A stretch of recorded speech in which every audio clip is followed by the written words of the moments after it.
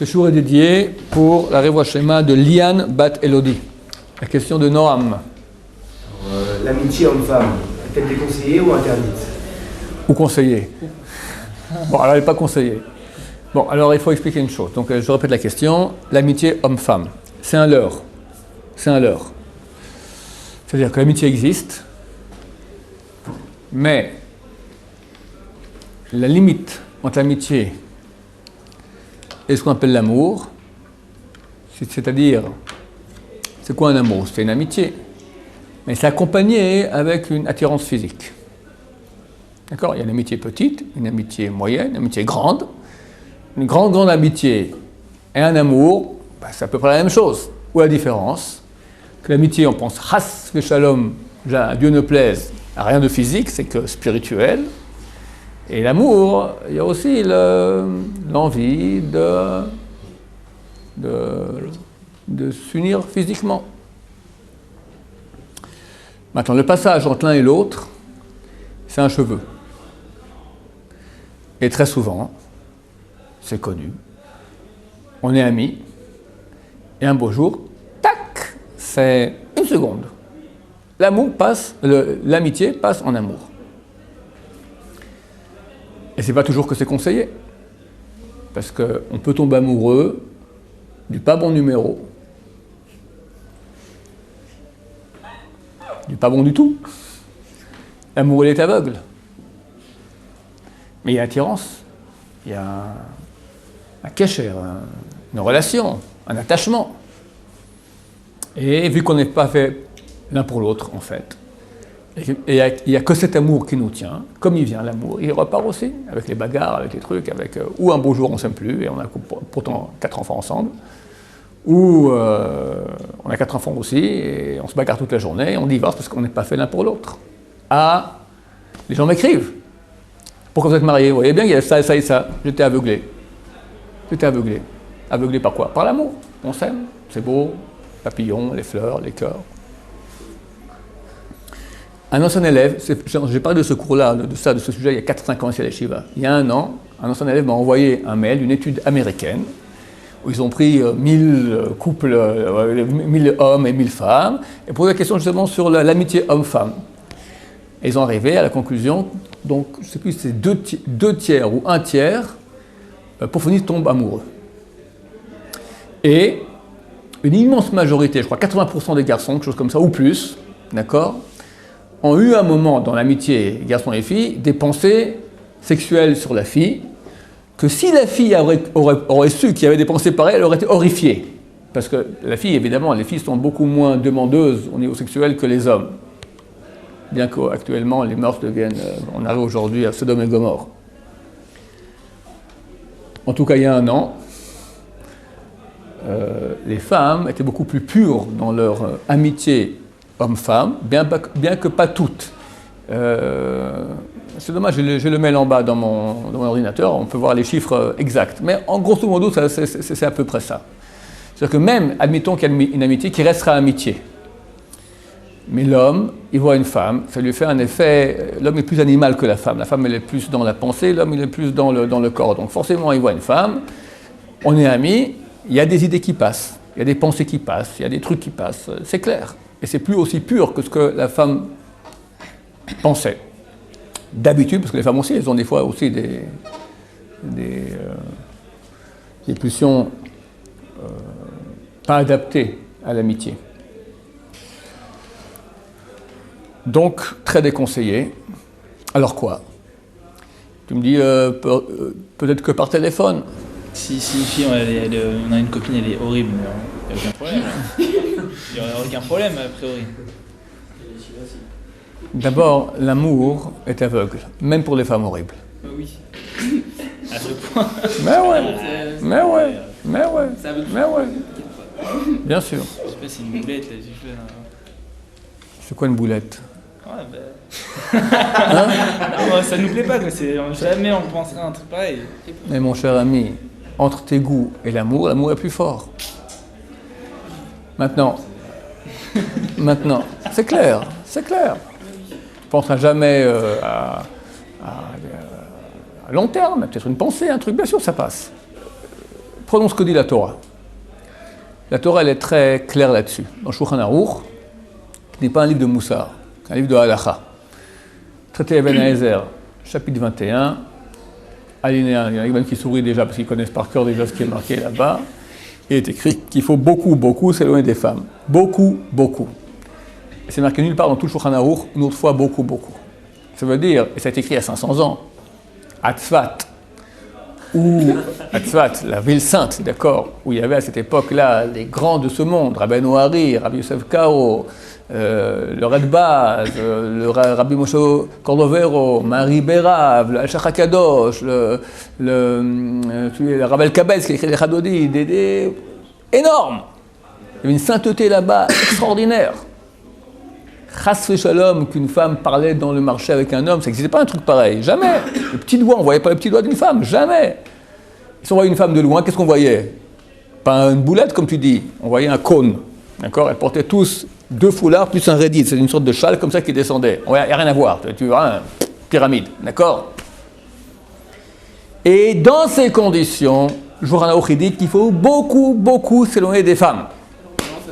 Alors aujourd'hui, il faut faire 2 tomes du Shulchan Aruch. Un, il y a tout le Shulchan Aruch normal, puis un autre de ce chapitre, c'est marqué beaucoup, tu mets tous les beaucoup, aussi long que tout le Shulchan Aruch. D'accord? Un volume entier, beaucoup. Et en espérant qu'on s'en sort. Ça fait très extrémiste comme ça. Très bonne question. Je suis content que tu la poses parce que sinon je n'aurais pas fait attention. On est des communistes. On est pour séparer les hommes et les femmes dans les bus. On est pour... c'est quoi cette machine? Enfin, elle ne comprend pas. Vous êtes complètement fou. En plus, après, dans les yeshivot, c'est entre hommes. Alors, ils ont aussi des pulsions, donc ça finit en homosexualité. On sait très bien ce qui se passe. D'accord? Je te dis les messages que les gens aiment bien radoter. Les ragots. Bon, c'est un cours que j'ai fait déjà souvent. Il y a longtemps, on va le faire. Je donne l'argumentation contre vous êtes des extrémistes. Ça s'appelle « On a pitié des enfants ». Tu connais l'argumentation? Ah, ça prouve que ça fait longtemps que je n'en ai pas parlé. Je suis très content que tu en parles. On a pitié des enfants. On a pitié des enfants. On aime les enfants. Il y a des enfants innocents, gentils, qui n'ont rien fait à personne de mal et qui souffrent terriblement. Combien? Je suis gentil si je dis 95% de la population mondiale. 95% des enfants souffrent terriblement. Pas trop des maladies, pas trop la pauvreté, il y en a. Mais 95 de quoi? Au moins 50% leurs parents sont divorcés. Et les 50% autres dont les parents n'ont pas divorcé, c'est pire. Donc 45, ça nous fait dans 90% des cas. Guerre froide, papa ne parle pas à maman pendant 3 jours, 1 semaine, 1 mois. Ou s'ils se parlent, c'est des insultes. Ou la guerre chaude, c'est les assiettes qui volent, et si ce n'est que les assiettes sont encore gentilles. Terrible. Et les enfants au milieu. Quand je parle de ça, je touche la moitié de la salle, ici. Parce que la moitié, 50%, au moins, sont issus de parents divorcés. Et demande-leur comment c'était. Eh bien, chez tous, c'est des séquelles. Chez tous, ça fait mal. Un enfant, il est enfant, il est innocent, il voit ça. Ses seuls repères dans la vie, c'est quoi? C'est pas le copain de la rue. C'est après. Après, c'est la rue, c'est la drogue pour oublier. Mais c'est papa et maman. Et il aime papa, il aime maman, et il voit les deux qui se déchirent. Et souvent, papa va prendre de l'aide des enfants contre maman, et maman va prendre de l'aide des enfants contre papa, et il faut les mettre complices, il faut même aller témoigner au Beddin, au tribunal, que papa a fait ci à maman. Terrible.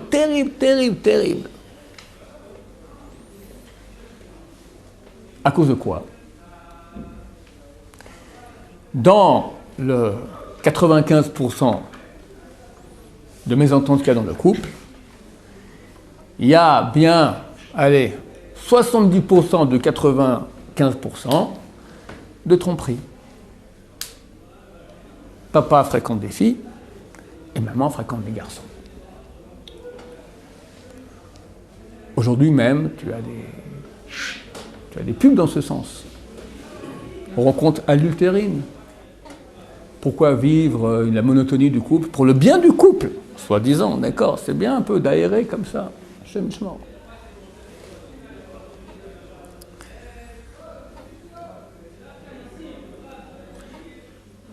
Il y a certaines communautés où il n'y a pas une personne qui n'a pas trompé son mari ou sa femme. Pas une. Pas une. Je connais des copains à moi qui ont vécu avant, et je ne connais pas une femme. Les hommes, c'est clair, les femmes sont d'habitude un peu plus fidèles. Je ne connais pas une femme qui n'a pas trompé son mari. Pas une. Il a vécu, il était beau gosse, tout ça, et il connaissait bien.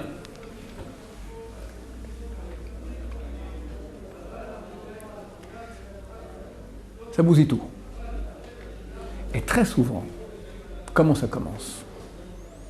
Papa aime maman, maman aime papa. Et puis, il y en a qui m'écrivent. Il y en a, hélas, qui m'écrivent. J'aime mon mari. Je suis religieuse même. Et il y a un monsieur au travail. Et on est ensemble. Et c'est tout à fait truc, mais bon. On s'est discuté de pas que le travail. On se rapproche un beau jour, dans le panneau. Et combien j'en ai comme ceux qui m'écrivent, parce qu'il faut y aller, hein, écrire au rabbin, j'ai fait la Avera. Il n'y en a pas beaucoup. Et j'en ai beaucoup qui m'écrivent. C'est-à-dire que ceux qui ne m'écrivent pas, ouah, ouah. Partout, partout, partout, partout, partout, partout. C'est normal. T'es au travail, t'aimes ta femme, il y a une femme, elle n'est pas moche, elle est sympa, on travaille ensemble, il y a la tension du travail, ça rapproche la tension. Ici en Israël, dans les unités de choc de l'armée, il y a une chose qu'on appelle gibouche. Gibouche signifie cristallisation. On veut que l'équipe de soldats, qui est une équipe de choc, de commando, des choses comme ça, ils soient très unis. Qu'est-ce qu'on fait pour les unir? On leur fait une semaine d'entraînement, même une semaine c'est trop, on fait 3 jours de bouche, d'entraînement mortel, mortel. Ils sont ensemble dans la souffrance, ça rapproche. Maintenant, tu rentres à la maison, c'est la même femme depuis 10 ans. Elle, dès que tu rentres, il n'y a rien de nouveau à la maison, c'est la même monotonie, d'accord? Et puis il y a les techniques, il faut faire ci, il faut faire ça, les enfants, machin, tout ça. C'est un poids, c'est une responsabilité à la maison. On est en construction. J'ai besoin de temps en temps un peu de me... Et au bureau, elle est souriante, elle est sympa. On est unis dans les affaires, ça tient, ça attrape. Donc on est ensemble dans les affaires. Il y a des tensions. Après tout, on a réussi ensemble. Ah, parce qu'on se jette dans les bras. Parce qu'on a réussi l'affaire, c'est bien. On a raté, les deux, on est en dépression ensemble. Mais on est ensemble. C'est inévitable, ça rapproche. Et je vous parle de 2 personnes qui font attention à eux-mêmes. Mais qui c'est dans le monde qui fait attention à lui-même? Une femme non mariée aujourd'hui, elle a un collègue marié avec 3 enfants au bureau. Il lui plaît, elle est belle. Ben, elle lui fait la cour. Mais comment la cour? Mais j'en ai qui m'ont écrit. Pas faire un tableau, des dessins, mais terrible. Il est dans un bureau, machin, elle a sauté dessus. Et il a commencé un peu, puis il s'est retenu, il m'a écrit après, Baruch Hashem. Et combien comme ça? Mais sans cesse, sans cesse, sans cesse. Maintenant, le monsieur ou la femme qui ont fait ça, qui sont mariés, ils aiment leur femme et leurs enfants. Elle aime son mari et ses enfants. Il y a un truc qui est passé. Beaucoup vous raconteront qu'ils ont eu une aventure comme ça, et après c'est passé. Et comment ils sont arrivés dans ce film, un film? Il y a des sentiments très forts qui viennent. Ils vivent dans un film qui s'appelle Yetzer Hara. Le penchant du mal nous fait vivre des films. Et ils sont très puissants, ces films. Et on croit qu'on est amoureux et qu'on est fait pour être ensemble. Des gens, des fois, ils quittent des familles entières pour aller vivre avec n'importe quoi, d'accord. Après, c'est une grande destruction aussi là-bas. Ils détruisent tout.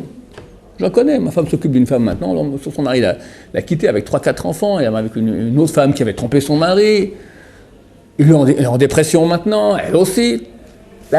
Ils auraient pu vivre heureux. Il avait tout pour réussir sa vie. Tout pour réussir. Sarah lui a fait une épreuve, il est tombé dans le panneau. Il a tout détruit. Tout détruit.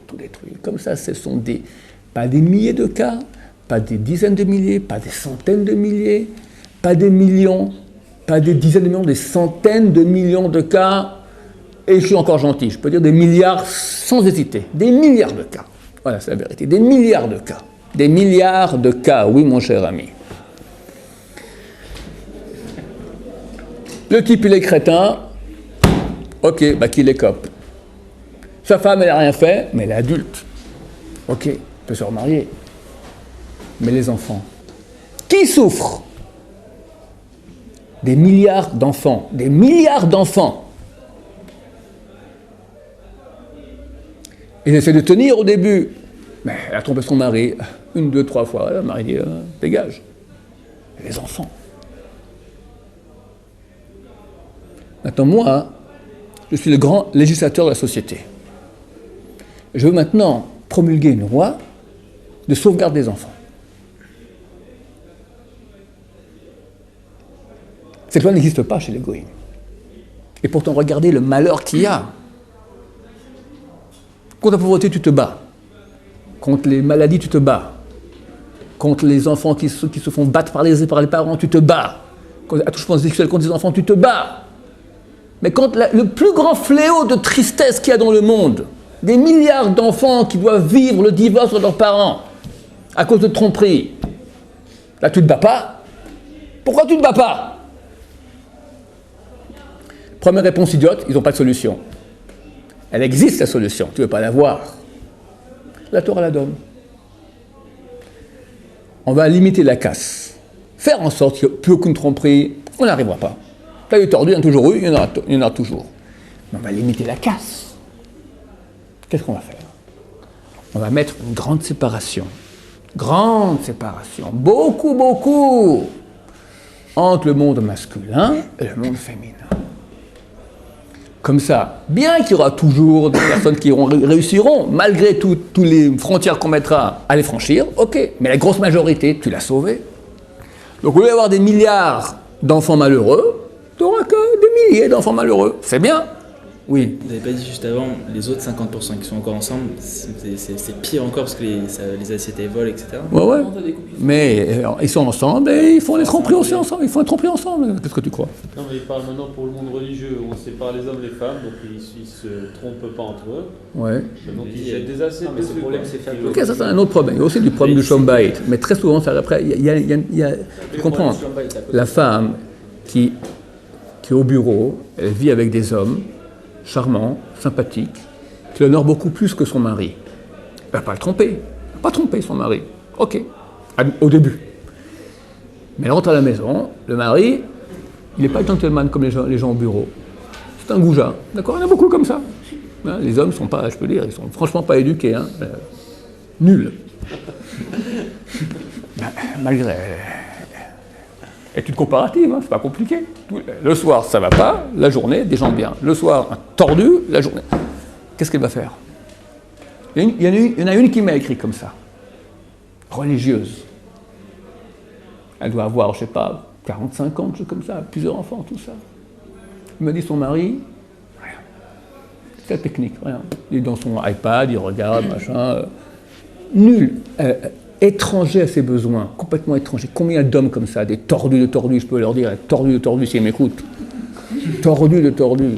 Étranger aux besoins de la femme, c'est pas communiquer, c'est pas faire attention. Tout ça. Elle a des besoins, elle se retient. Elle est religieuse. 25 ans, elle se retient. Frustrée. Amère. Puis il y a un type qui arrive au boulot, tout pour plaire. Gentil, attentionné, tout. Qui fait attention à ses besoins. Elle veut pas. Elle tient 1 mois, 2 mois, 3 mois, 4 mois, 5 mois, 6 mois. Elle tombe dans le panneau. Elle est tombée dans le panneau. Maman doit divorcer, terminé. Tout qui s'écroule. Terrible. Et c'est des cas que je te répète, qui arrivent chez moi. Mais combien il y en a comme ça? Tu peux pas imaginer. Pas imaginer. Tu peux pas imaginer. Il est où le lien avec l'amitié Attends, alors. Maintenant, qu'est-ce qu'on va faire maintenant pour éviter les tromperies? J'étais en train d'arriver à la chute, d'accord? On va mettre un grand éloignement entre le monde féminin et masculin. Synagogue, on met 2 entrées. Je comprends pas, c'est super extrémiste, mais je comprends pas. Shabbat, la femme qui vient à la synagogue, comment elle vient habillée? Shabbat. Shabbat Kodesh, n'est-ce pas? C'est un show. C'est un show. Les gens, hein, c'est-à-dire, elle vient bien habillée, les beaux habits de Shabbat, les belles robes, bien comme il faut, même religieuse avec perruque, tout ce que tu veux. Show, c'est un show, d'accord? Maintenant, les hommes sortent de la synagogue, les femmes ensemble, on discute, on se voit, on se mêle. Et combien tombe dans le panneau? Rien que ça. Rien que ça. C'est à la synagogue, je te parle. Maintenant qu'on sort ensemble au restaurant, les mariages, c'est pas séparé. Comment les femmes viennent au mariage? Les non-religieuses, je ne sais pas si c'est une boîte, je ne sais pas, c'est un strip, je ne sais pas ce que c'est. Je sais pas. D'accord? Pas trop habillés, quoi. D'accord? Et même les habillés, la histoire, les plus beaux bijoux, les plus beaux maquillages, les plus belles coiffures, les plus belles robes, les plus belles chaussures, les machins, tout pour allumer. Et les hommes, ils regardent. Ils regardent. Il a 50 ans, sa femme a 48 ans.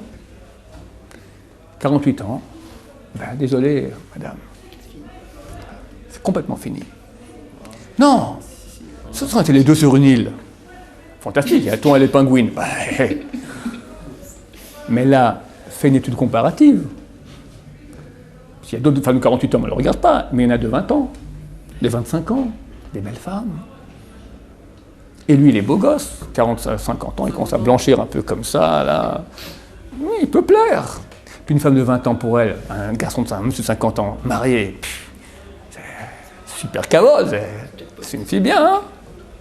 Jackpot, comme tu dis. Je suis désolé de parler de choses aussi viles ici, mais c'est la réalité terrible. Eh bien, ça fait des dégâts, il ne faut pas rêver. Ça fait des dégâts terribles. Et qui écope? Les enfants, de nouveau. Sans parler que eux écopent. Ok, ça, j'en parle même pas, c'est des adultes, ok, tu boxes un adulte, mais un gosse innocent qui n'a rien fait à personne. T'as pas pitié de eux? Alors nous, on a pitié d'eux. C'est l'argument, les extrémistes. On est des extrémistes de la protection des enfants. On veut éviter ces grands malheurs qui touchent le monde entier et surtout les enfants. On va mettre une séparation. À la synagogue, on mettra 2 entrées. On mettra une mechitza. Une mechitza, un paravent entre les femmes et les hommes. Pas un paravent qui arrive ici, avec des gros trous. D'accord? Qui arrive ici, avec des petits trous. Les mariages, séparés. Pas que les danses, tout. Mais j'ai pas vu ma tante depuis tellement longtemps, c'est l'occasion. Eh ben, désolé mon cher ami, pour au mariage. Parce que toi tu vois ta tante, mais l'autre il voit machine. Et machine, elle regarde machin. C'est clair. C'est clair. Non mais c'est extrémiste. Tu préfères ça ou 1 milliard d'enfants malheureux? À ce mariage, tu vas causer la perte de quelques familles, au moins une famille qui va partir en cacahuète. C'est clair. C'est clair. Non, je ne peux pas voir ma tante. C'est quoi ça? Ça, c'est l'extrémisme dans l'île aussi. L'extrémisme dans ne pas vouloir accepter cela. Et c'est pour ça que les communautés qui n'ont pas la Torah disent on n'a pas de solution, on ne peut pas s'occuper de ça. Parce qu'on ne peut pas aller dire aux gens maintenant séparez-vous. C'est trop gros pour eux. C'est quoi, c'est la Tava qui fait qu'ils ne veulent pas accepter ce... C'est marqué que Bnei Israël, pourquoi ils ont fait le veau d'or? Bnei Israël, nous dit Chazal, pourquoi ils ont fait le veau d'or? Jusqu'à aujourd'hui, on paye les pots cassés du veau d'or. Jusqu'à aujourd'hui, Dieu a dit chaque malheur qui viendra à Israël, il y aura un pourcentage du veau d'or. Pourquoi?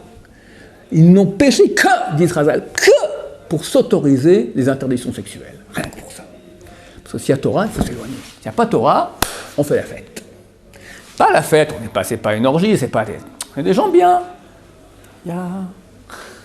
C'est charmant, c'est sympathique, il y a du piquant dans la vie. Et c'est Sarah qui propose le piquant. Et après, dans le baba, terrible. Alors nous qui aimons les petits-enfants, aimons le bien, aimons les couples aussi, on leur dit écoute, c'est pas si grave de s'éloigner. Bonjour madame, désolé, je ne donne pas la main aux femmes. Mais je ne comprends pas aux extrémistes.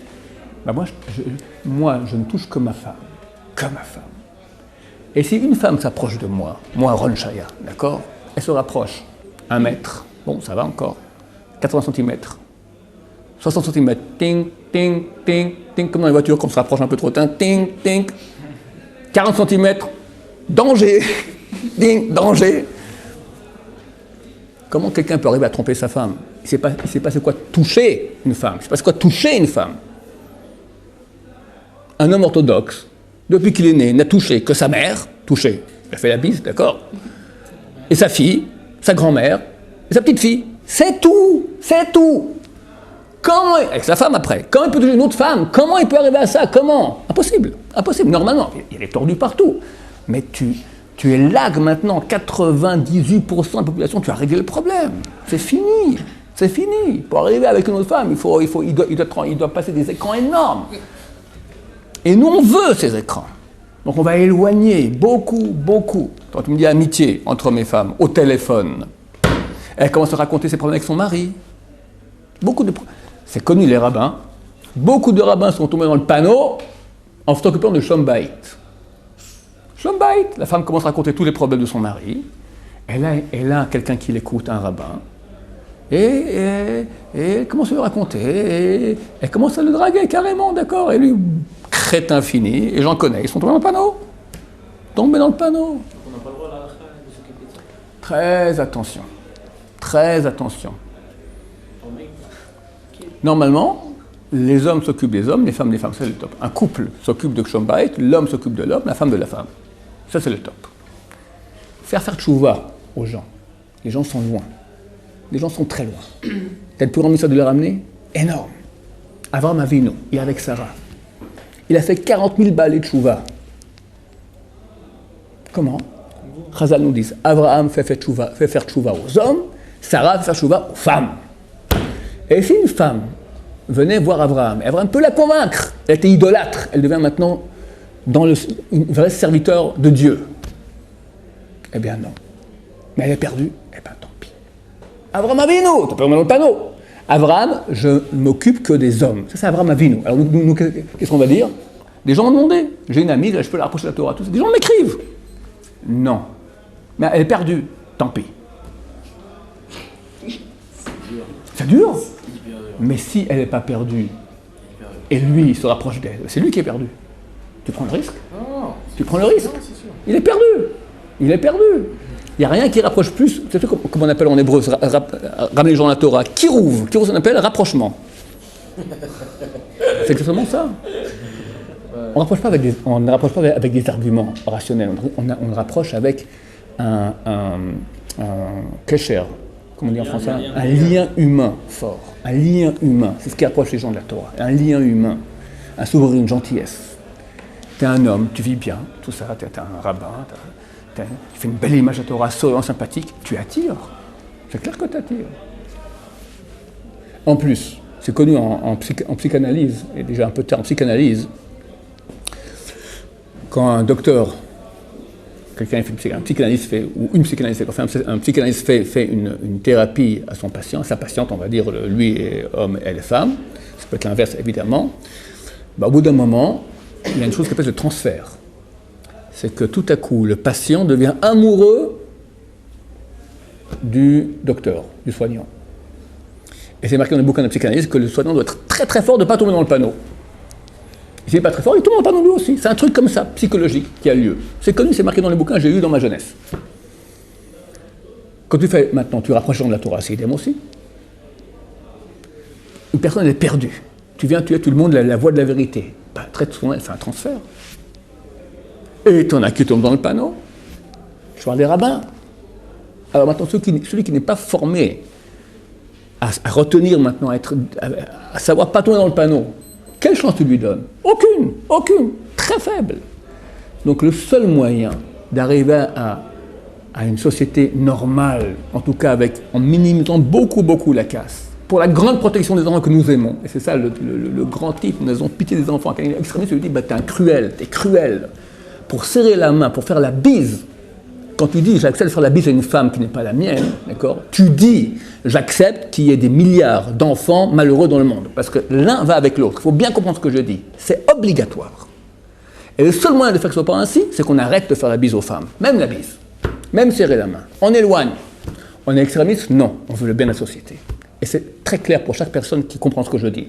Maintenant, quand on baigne dans la société non juive ouverte, d'accord, ouverte dans tous les sens, ça peut paraître être un discours extrémiste. C'est parce qu'on est trop attaché à non, on veut mêler les gens. Mais regarde le résultat.